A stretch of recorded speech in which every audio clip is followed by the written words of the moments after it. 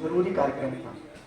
बहुत दिनों से हम लोग इसकी आयोजन की चर्चा कर रहे थे और आज वो समय आया है कि हम नगर के उन लोगों का सम्मान भी करने जा रहे हैं और उनका काव्य पाठ भी सुनने जा रहे हैं जिन्होंने अपनी स्मृति के साथ साथ नगर की भी स्मृति की, देश की भी स्मृति की और मानवता की भी स्मृति की। और इन लोगों की खास बात यह रही कि उस क्रम में जयराम भैया भी यहाँ उपस्थित है कि ये मेरा सौभाग्य रहा कि इन लोगों के साथ उठने बैठने का समय व्यतीत करने का मुझे सौभाग्य मिला। उसका असर ये हुआ कि इनकी जो सोच के फूल थे वो हमारे दिमाग में रच और बस से गए और जो सुगंध ये रास्ते में बिखराते चलते थे वो मैं उठा लेता था, रख लेता था और आप सबके समक्ष प्रस्तुत करके आज इस काबिल हो गया हूँ कि इन लोगों के समक्ष खड़ा हूँ, इन लोगों के साथ उठता बैठता।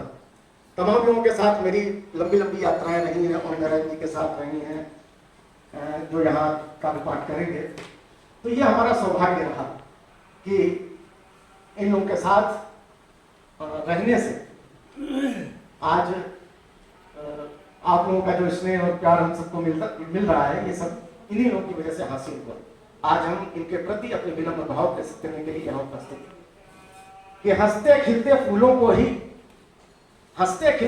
को ही जग की आंखों का प्यार मिला। हंसते खिलते फूलों को ही जग की आंखों का प्यार मिला। अंधियारे में जलते हर दीपक को सत्कार मिला। अंधियारे में जलने वाले हर दीपक को सत्कार मिला। जो अपने से बाहर आया उसको ही सारा संसार मिला और जिसने मरना सीखा उसको ही जीने का अधिकार मिला।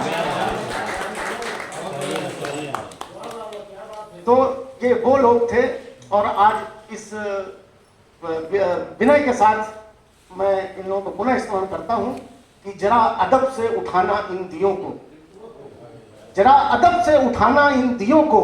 इन्होंने कल रात रोशनी की है, इन्होंने कल रात रोशनी की है।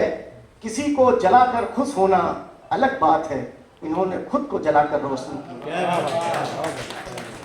तो ये जो कविता का धर्म और रचना धर्म इन लोगों ने निर्वाह किया है, हम लोगों को जो रास्ता दिखाया है, उसके लिए ये लोग प्रणम्य है। मैं पुनः हृदय से सभी कवियों का स्वागत और अभिनंदन करता हूँ। और सौभाग्य हमारा ये है कि हमारे आज के जो अतिथिगण हैं, तो हमारे आज के कार्यक्रम की अध्यक्षता डॉक्टर लक्ष्मीकांत पांडे जी करेंगे। वो अभी उपस्थित नहीं है यहाँ पर, लेकिन उन्होंने ये कह दिया कि कार्यक्रम की आप शुरुआत कर सकते हैं। पांडे जी तो आप सब जानते हैं, प्रमुख शिक्षाविद हैं और हम लोगों के प्रेरणा स्रोत हैं, हम लोगों के आदर्श पुरुष हैं। अब निश्चित रूप से शहर के अंदर इस बात का बड़ा अभाव हो रहा है कि हम लोग ऐसे व्यक्तियों का चयन कर सकें जो ऐसा आशीष इतने साहित्यिक शब्दों में हमें दे सकते हैं। तो पांडे जी अभी थोड़ी देर में पधारेंगे और इस समय हमारे PS वाजपेयी जी यहाँ उपस्थित हैं। ये तो हम लोगों के बहुत सम्माननीय हैं और हम लोग जिस करुणा वेदना की बात करते हैं वो उसे फलीभूत पूरा जीवन करते रहे। मजदूरों की भलाई के लिए पूरा जीवन उनका समर्पित रहा है और पूरा जीवन उन्होंने इसके लिए काम किया। तो हम लोग जो आखिरी आदमी की बात करते हैं वो कृत्य में PS वाजपेयी जी पूर्ण करते रहे। मैं उनसे अनुरोध करता हूं कि मंच पर पधारें। और एक और बड़ा सुदर्शन सा नाम दीपक मालवीय जी। गांधी जी को लेकर तमाम लोग तमाम बातें कहते हैं, लेकिन अगर आप गांधी जी को पढ़ेंगे तो ये कल्पना करना मुश्किल है कि ऐसा भी कोई व्यक्ति हो सकता है। उन गांधी जी के विचारों को इस नगर में ही नहीं पूरे देश के अंदर आगे बढ़ाने के लिए दीपक मालवीय जी ने अपना पूरा जीवन समर्पित कर दिया है।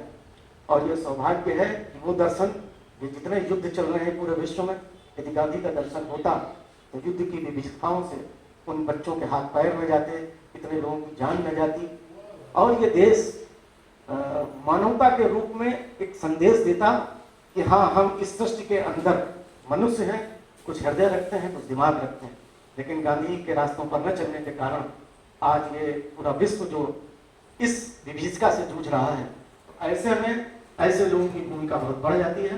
मैं आपकी तालियों के बीच में दीपक मालवीय जी को मंच पर आमंत्रित करता हूँ कि वो मंच पर पधारें। और अब मैं राकेंद्र मोहन जी से, विनोद त्रिपाठी जी से निवेदन करता हूँ कि आइए हम सब माँ के चरणों की तरफ बढ़ें और माँ को माल्यार्पण करें। और पुष्प अर्पित करने के बाद, क्योंकि आप जानते ही हैं कि माँ सरस्वती का जो वस्त्र है वो सफेद। हमारे कविता में भी तमाम रंग है, लेकिन उन रंगों को जब हम मिला देते हैं तो सफेद रंग बनता है। तो माँ हमें ये संदेश दे रही है कि जीवन में तमाम रंग रखो और उनको मिला दो।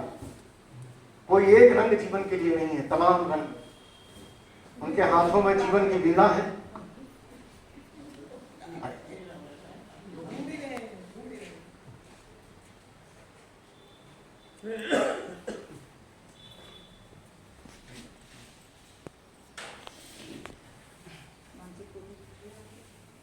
आप मन से प्रणाम करते हुए माँ के चरणों में तालियां बजा दें।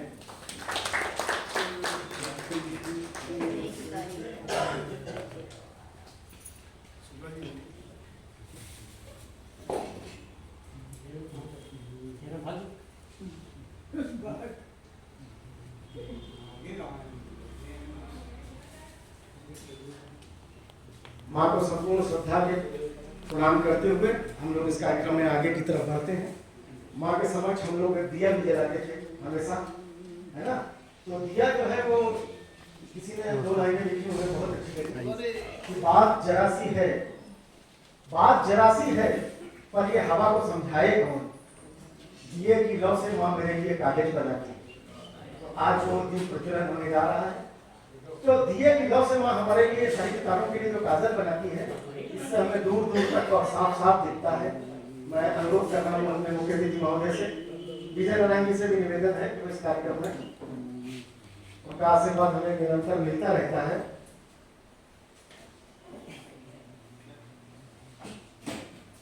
काश इंसान भी इंसान से ऐसे जलता,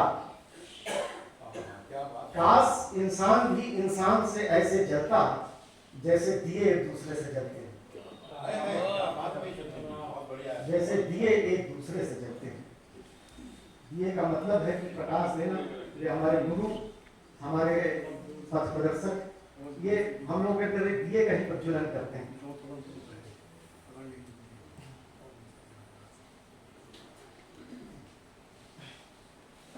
कुछ न दिखता था अंधेरे में मगर आंखें तो थी, कुछ न दिखता था अंधेरे में मगर आंखें तो थी। ये कैसी रोशनी आई कि हम अंधे हो गए। तो ये जो नई रोशनी आई है, हमें क्या देखना है क्या नहीं देखना है,